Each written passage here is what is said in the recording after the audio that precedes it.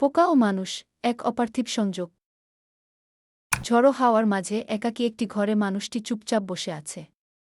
হঠাৎ তার নজর পড়ে জানালার ধারে একটি পোকায়।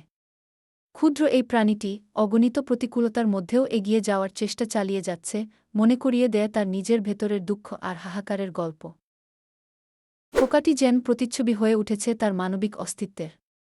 ঝড়ের মতোই তার জীবনও ভেঙেছে এক একটি টুকরো।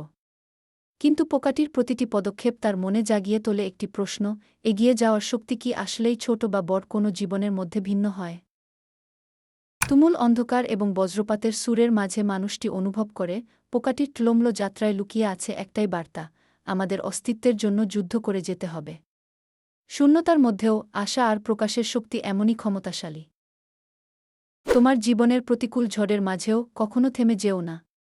হয়তো পোকাটির মতোই তোমার গল্পও কাউকে সাহস দেবে।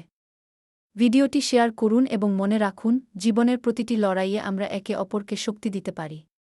লড়াই করে যাওয়ার শক্তির প্রধান শব্দটাই হোক আগামী দিন।